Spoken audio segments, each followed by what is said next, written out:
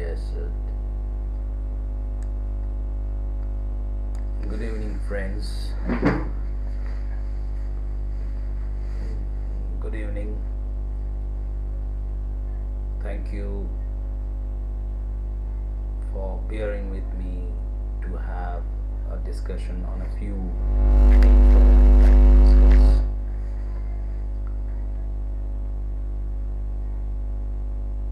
From the beginning of the creation till the day we are in,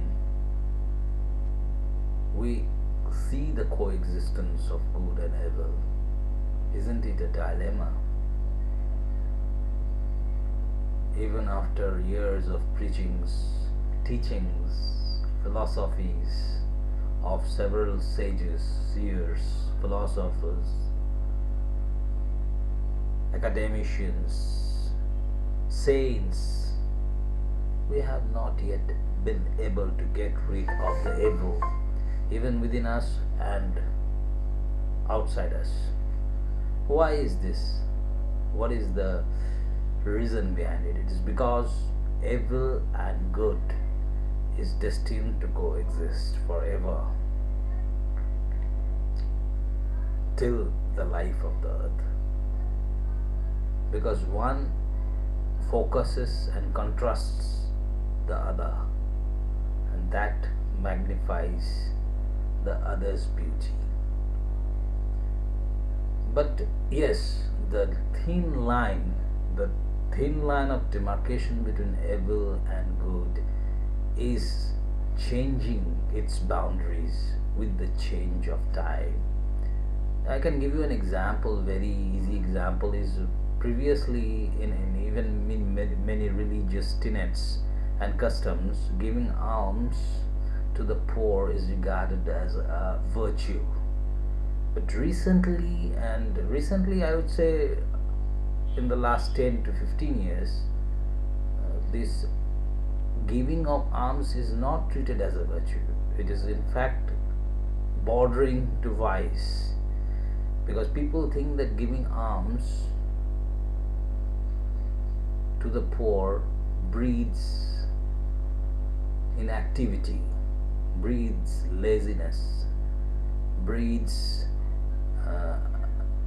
imperfections among the people, because the desire for getting satisfied from others' fortunes without working for that fortune is not a good habit. It is not a good habit though, but helping the needy with the need at that moment is also required sometimes, but we are getting out of it. Again, another thing which was a virtue sometimes ago is not a virtue today. Extending help to the weak, to the to someone, to some stranger, was a habit. But now we don't help others, even to a person lying on the road after an accident. We just look at it with an ominous view, or give an ominous view, or cross ourselves and just move ahead without even bothering to give him the medical aid, because timely medical aid at that moment may save the precious life. So the thin line of good and bad, good and evil, is somehow changing its boundaries every moment. And what is the fantastic feature of an evil is that it is undergoing metamorphosis and is taking the shape of a good angel to enter your soul, to think that it may give you the pleasure, the happiness for a long time to come. And that is the interesting feature of evil, which is taking us by which is taking us for granted. In fact, we are taking the evil for granted. Evil is very clever. Now, I will read a essay written by the Rabindranath Tagore on this problem of evil. The question why there is evil in existence is the same as why there is imperfection, or in other words, why there is creation at all. We must take it for granted that it could not be otherwise, that creation must be imperfect, must be gradual, and that it is futile to ask the question, why are we? But this is the real question we ought to ask. Is this imperfection the final truth? Is evil absolute and ultimate? The river has its boundaries, its banks, but is a river all banks? Or are the banks the final facts about the river? Do not these obstructions themselves give its water an onward motion? The towing rope binds a boat, but is the bondage its meaning? Does it not at the same time draw the boat forward? The current of the world has its boundaries, otherwise it could have no existence. But its purpose is not shown in the boundaries which restrain it, but in its movement which is towards perfection. The wonder is not that there should be obstacles and sufferings in this world, and that there should be law and order, beauty and joy, goodness and love. The idea of God that man has in his being is the wonder of all wonders.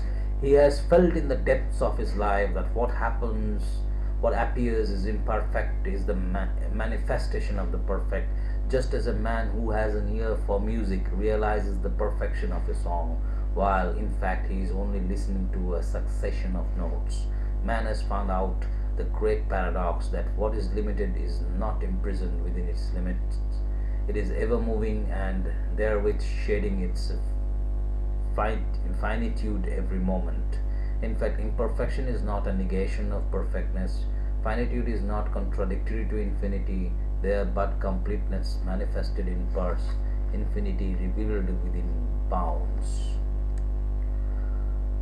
Pain, which is the feeling of our finiteness, is not fixture in our life. It is not an end in itself, as joy is. To meet with it is to know that it has no part in the true permanence of a creation. It is what error is in our intellectual life. To go through the history of the development of science is to go through the maze of mistakes it made current at different times. Yet no one really believes that science is the one perfect mode of disseminating mistakes. The progressive ascertainment of truth is the important thing to remember in the history of science, not its innumerable mistakes. Error by its nature cannot be stationary.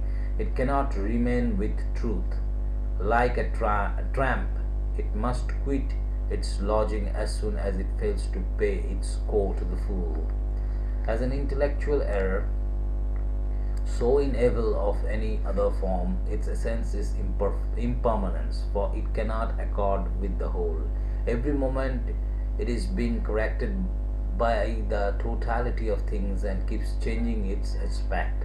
We exaggerate its importance by imagining it as at a standstill. Could we collect the statistics of the immense amount of death and putrefaction happening every moment in this art, they would appeal us. But evil is ever moving with all its incalculable immensity.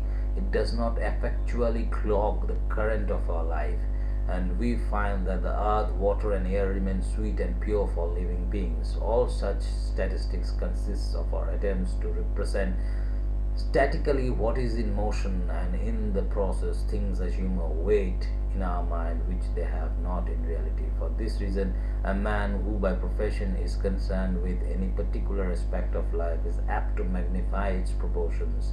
In laying undue stress upon facts, he loses his hold upon truth. A detective may have the opportunity of studying crime in detail, but he loses his sense of their relative place in the whole social economy. When science collects facts to illustrate the struggle for existence that is going on in the animal kingdom, it raises a picture in our minds of nature arrayed in tooth and claw. But in these mental pictures we give a fixity to colors and forms which are really evanescent. It is like calculating the weight of the air on each square inch of our body to prove that it must be crushingly heavy for us. With every weight, however, there is an adjustment, and we lightly bear our burden. With the struggle for existence in nature, there is a reciprocity. There is the love for children and for comrades. There is the sacrifice of self which springs from love, and this love is the positive element in life. If we kept the searchlight of our observation turned upon the fact of death, the world would appear to us like a huge charnel house. But in the world of life, the thought of death has, we find, the least possible hold upon our minds, not because it is the least apparent, but because it is the negative aspect of life, just as, in spite of the fact that we shut our eyelids every second, it is the opening of the eyes that count. Life as a whole never takes death seriously. It laughs, dances, and plays. It builds, hoards, and loves in death's face. Only when we detach one individual fact of death do we see its blankness and become dismayed. We lose sight of the wholeness of a life of which death is part. It is like looking at a piece of cloth through a microscope. It appears like a net. We gaze at the big holes and shiver in imagination. But the truth is, death is not the ultimate reality. It looks black as the sky looks blue, but it does not blacken existence, just as the sky does not leave its stain upon the wings of the bird. When we watch a child trying to walk, we see its countless failures.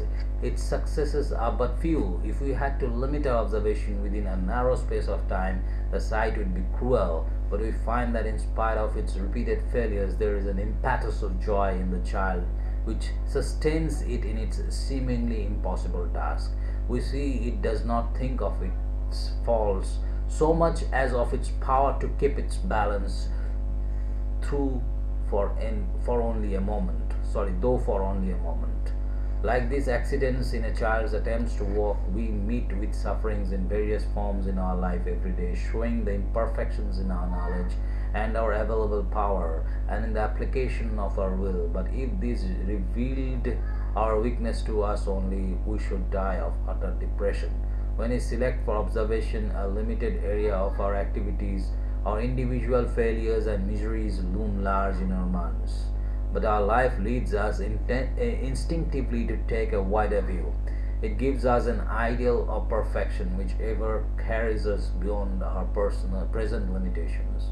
Within us we have a hope which always walks in front of our present narrow experience. It is the undying faith in the infinite in us. It will never accept any of our disabilities as a permanent fact. It sets no limit to its own scope. It dares to assert that man has oneness with God, and its wild dreams becomes true every day. We see the truth when we set our mind towards the infinite.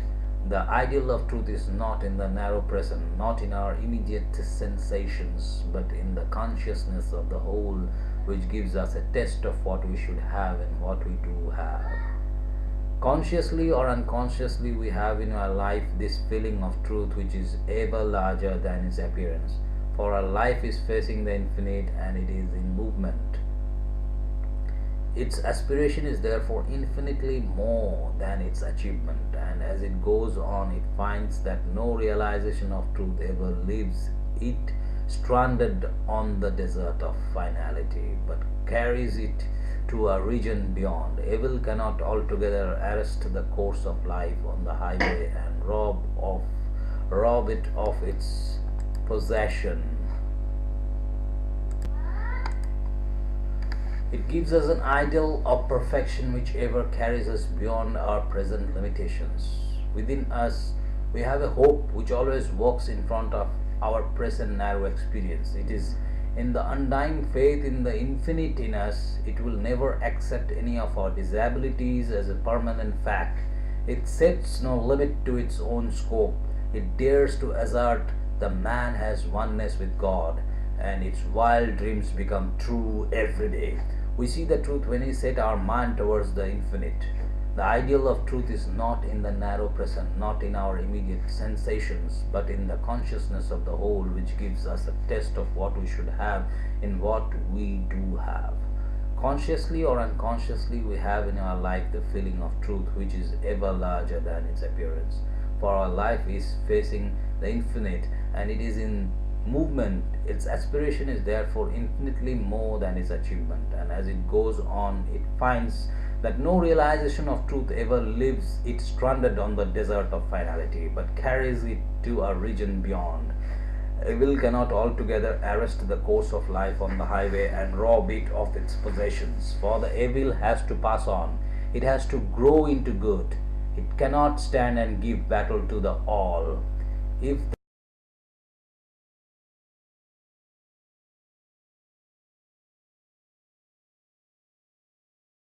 as it is,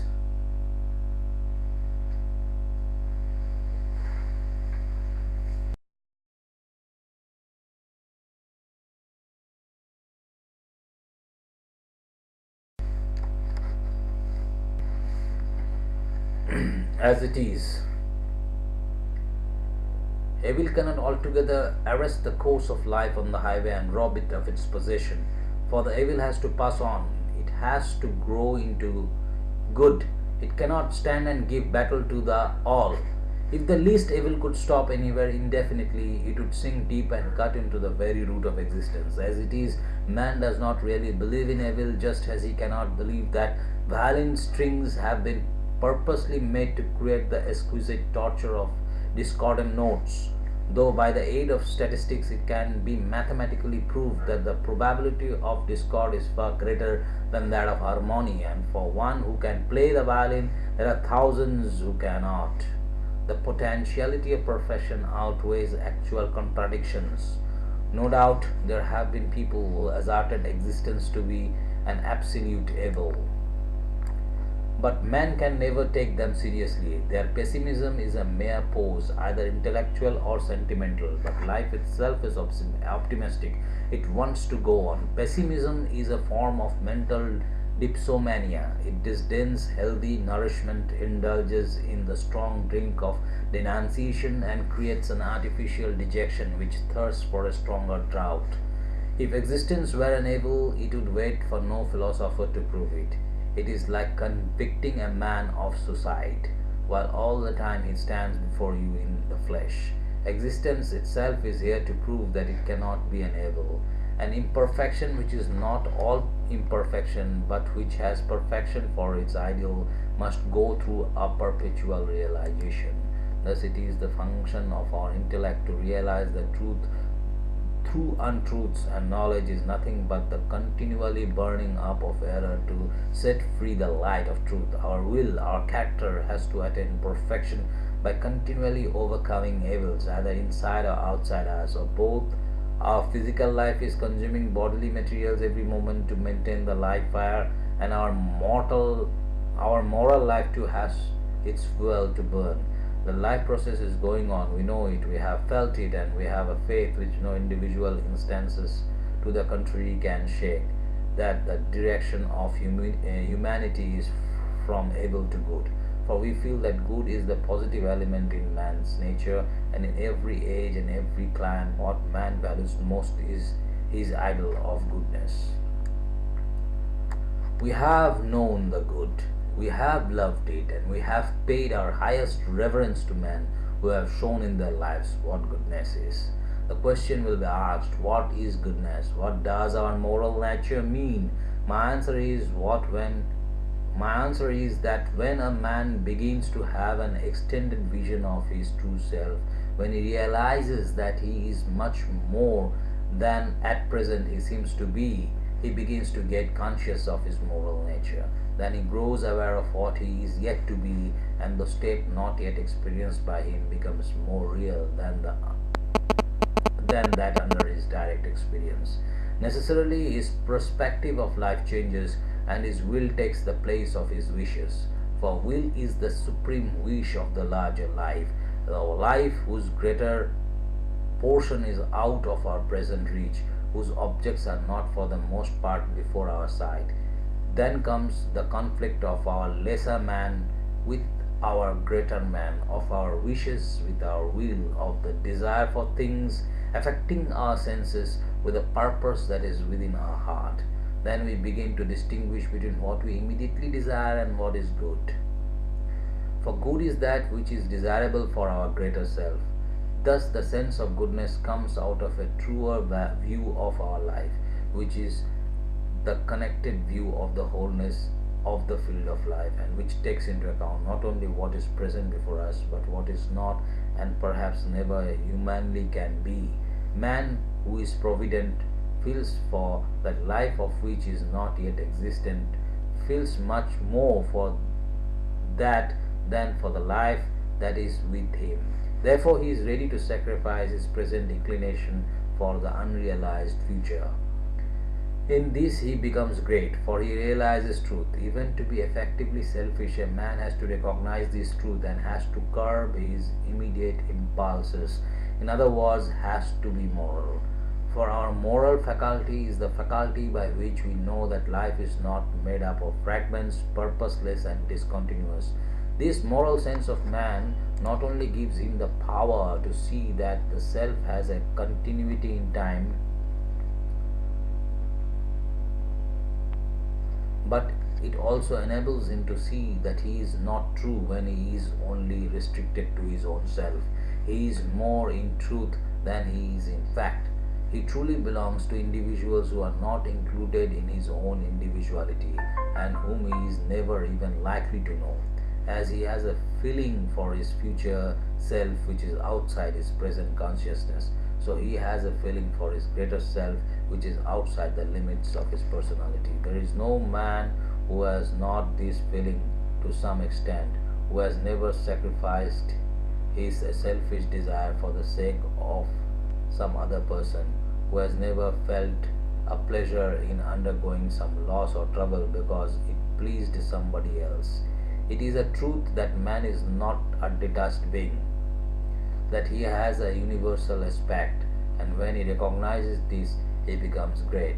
Even the most evilly disposed selfishness has to recognize this when he seeks the power to do evil, for it cannot ignore truth and yet be strong. So, in order to claim the aid of truth, selfishness has to be unselfish to some extent. A band of robbers must be moral in order to hold together as a band. They may rob the whole world but not each other. To make an immoral intention successful, some of its weapons must be moral. In fact, very often it is our very moral strength which gives us most effectively the power to do evil, to exploit other individuals for our own benefit, to rob other people of their just rights. The life of an animal is unmoral, for it is aware only of an immediate present. The life of a man can be immoral, but that only means that it must have a moral basis. What is immoral is imperfectly moral, just as what is false is true to a small extent, or it cannot even be false. Not to see is to be blind, but to see wrongly is to see only only in an imperfect manner. Man's selfishness is a beginning to see some connection, some purpose in life, and to act in accordance with its dictates requires self-restraint and regulation of conduct. A selfish man willingly undergoes troubles for the sake of the self. He suffers hardship and privation without a murmur, simply because he knows that what is pain and trouble looked at from a point of view of short space of time is just the opposite when seen in a larger perspective. Thus, what is a loss to the smaller man is a gain to the greater, and vice versa. To the man who lives for an idea, for his country, for the good of humanity, life has an extended meaning, and to that extent, pain becomes important to him. To live the life of goodness is to live the life of all. Pleasure is for one's own self, but goodness is concerned with the happiness of all humanity and for all time. From the point of view of the good, pleasure and pain appear in a different meaning, so much so that pleasure may be shunned and pain be courted in its place, and death itself be made welcome as giving a higher value to life. From these higher standpoints of a man's life, the standpoints of the good, pleasure, and pain lose their absolute value. Martyrs prove it in history, and we prove it every day in our life in our little martyrdoms. When we take a pitchers pitchers full of water from the sea, it has its weight, but when we take a deep into the sea itself, 1,000 pitchers full of water flow over our head, and we do not feel their weight. We have to carry the pitcher of self with our strength, and so while on the plane of selfishness, pleasure and pain have their full weight, on the moral plane they are so much lightened that the man who has reached it appears to us almost superhuman in his patience under crushing trials and his forbearance in the face of malignant persecution. To live in perfect goodness is to realize one's life in the infinite. This is the most comprehensive view of life which we can have by our inherent power of the moral vision of the wholeness of life. And the teaching of Buddha is to cultivate this moral power to the highest extent, to know that our field of activities is not bound to the plane of our narrow self. This is the vision of the heavenly kingdom of Christ. When we attain to that universal life, which is the moral life, we become free from bonds of pleasure and pain, and the place vacated by ourself becomes filled with an unspeakable joy which springs from measureless love. In this state, the soul's activity is all the more heightened, only its motive power is not from desire but in its own joy. This is the Karma Yoga of the Gita, the way to become one with the infinite activity by the exercise of the activity of disinterested goodness. When Buddha meditated upon the way of releasing mankind from the grip of misery, he came to this truth that when man attains his highest end by merging the individual in the universal, he becomes free from the thraldom of pain. Let us consider this point more fully. A student of mine once related to me his adventure in a storm and complained that all the time he was troubled with the feeling that this great commotion in nature behaved to him as if he were no more than a mere handful of dust, that he was a distinct personality with a will of his own, had not the least influence upon what was happening. I said, if consideration for our individuality could sway nature from a path, then it would be the individuals who would suffer most. But he persisted in his doubt, saying that there was this fact which could not be ignored, the feeling that I am in us seeks for a relation which is individual to it. I replied that the relation of this I is with something which is not I. So we must have a medium which is common to both, and we must be absolutely certain that it is the same to the I as to the not I. This is what needs repeating here. We have to keep in mind that our individuality by its nature is impelled to seek for the universal. Our body can only die if it tries to eat its own substance, and our eyes loses the meaning of its function if it can only see itself. Just as we find that the stronger the imagination, the less is it merely imaginary, and the more is it in harmony with truth, so we see the more vigorous our individuality, the more does it widen towards the universal. For the greatness of a personality is not in itself, but in its content, which is universal, just as the depth of a lake is judged not by the size of its cavity, but by the depth of its water. So, if it is a truth that the yearning of our nature is for reality, and that our personality cannot be happy with the fantastic universe of its own creation, then it is clearly best for it that our will can only deal with things by following their law and cannot do with them just as it pleases. The unyielding success of reality sometimes crosses our will and very often leads us to disaster, just as the firmness of the earth invariably hurts the falling child who is learning to walk. Nevertheless, it is the same firmness that hurts him which makes his walking possible. Once, while passing under a bridge, the mast of my boat got stuck in one of its girders. If only for a moment the mast would have bent an inch or two, or the bridge raised its back like a yawning cat, or the river given it would have been all right with me. But they took no notice of my helplessness. That is the very reason why I could make use of the river labor and steal upon it with the help of the mast, and that is why, when its current was inconvenient, I could rely upon the bridge. Things are what they are, and we have to know them if we would deal with them, and knowledge of them is possible because our wish is not their law. This knowledge is a joy to us, for the knowledge is one of the channels of our relation with the things outside. It is making them our own and thus widening the limit of ourselves.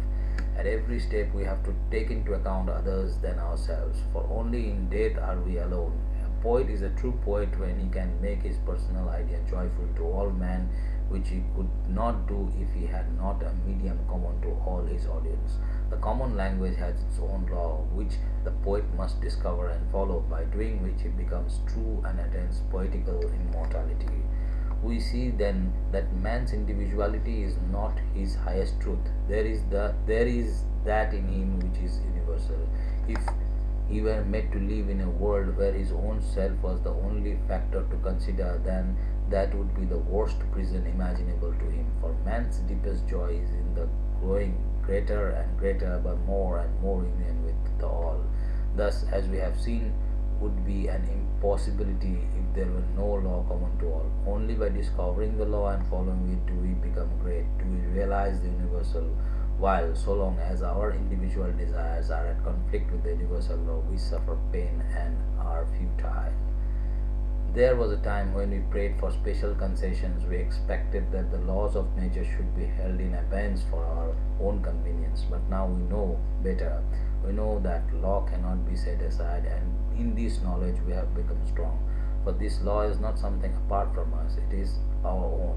The universal power which is manifested in the universal law is one with our own power. It will thwart us where we are small, where we are against the current of things, but it will help us where we are great, where we are in unison with the all. Thus, through the help of science, as we come to know more of the laws of nature, we gain in power, we tend to attain a universal body.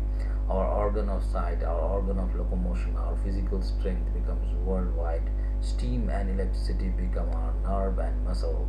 Thus we find that just as throughout our bodily organization there is a principle of relation by virtue of which we can call the entire body our own and can use it as such, so all through the universe there is that principle of uninterrupted relation by virtue of which we can call the whole world our extended body and use it accordingly. And in the age of science, it is our endeavor fully to establish our claim to our world self. We know all our poverty and suffering are owing to our inability to realize the legitimate claim of ours. Really, there is no limit to our powers, for we are not outside the universal power which is the expression of universal law. We are on our way to overcome disease and death, to conquer pain and poverty, for through scientific knowledge we are ever on our way to realize the universal in its physical aspect. And as we make progress, we find that pain, disease, and poverty of power are not absolute, but that it is only the want of adjustment of our individual self to our universal self which gives rise to them. It is the same with our spiritual life. When the individual man in us chafes against the lawful rule of the universal man, we become morally small and we must suffer. In such a condition, our successes are our greatest failures, and the very fulfillment of our desire leaves us poorer. We banker after special gains for ourselves. We want to enjoy privileges which none else can share with us. But everything that is absolutely special must keep up a perpetual warfare with what is general. In such a state of civil war, man always leaves behind barricades, and in any civilization which is selfish, our homes are not real homes, but artificial barriers around us. Yet we complain that we are not happy, as if there were something inherent in the nature of things to make us miserable. The universal spirit is waiting to crown us with happiness, but our individual spirit would not accept it. It is our life of the self that causes conflicts and complications everywhere, upsets the normal balance of society, and gives rise to miseries of all kinds. It brings things to such a pass that to maintain our order we have to create artificial coercions and organized forms of tyranny, and tolerate infernal institutions in our midst, whereby at every moment humanity is humiliated. We have seen that in order to be powerful, we have to submit to the laws of the universal forces and to realize in practice that they are our own. So, in order to be happy, we have to submit our individual will to the sovereignty of the universal will and to feel the truth that it is our own will. When we react, the state wherein the adjustment of the finite in us to the infinite is made perfect, then pain itself becomes a valuable asset. It becomes a measuring rod with which to gauge the true value of our joy. The most important lesson that man can learn from his life is not that there is pain in this world, but that it depends upon him to turn it into good account, that it is possible for him to transmute it into joy. That lesson has not been lost altogether to us, and there is no man living who would willingly be deprived of his right to suffer pain, for that is his right to be a man. One day, the wife of a poor laborer complained bitterly to me that her eldest boy was going to be sent away to a rich relative's house for part of their year. It was the implied kind intention of trying to relieve her of her trouble that gave her the shock. For a mother's trouble is a mother's own by her inalienable right of love, and she was not going to surrender it to any dictates of expediency. Man's freedom is never in being saved troubles, but it is the freedom to take trouble for his own good, to make the trouble an element in his joy.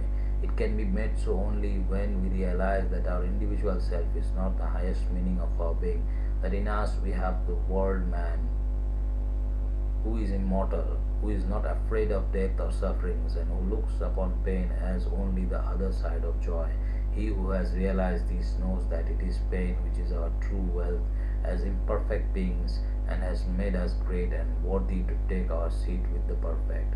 He knows that we are not beggars, that it is the hard coin which must be paid for everything valuable in this life, for our power, our wisdom, our love, that in pain is symbolized the infinite possibility of perfection, the eternal unfolding of joy, and the man who loses all pleasure in accepting pain sinks down and down to the lowest depth of penury and degradation.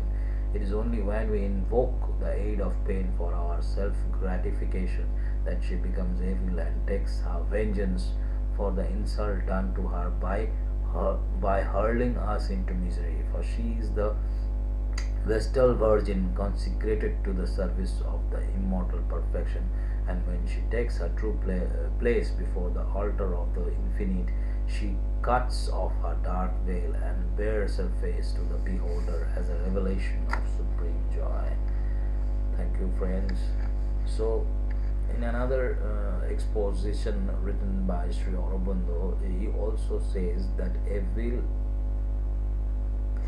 comes from desire, and desire comes from our vital being. So our being has been divided into three parts in that exposition: vital being, psychic being, and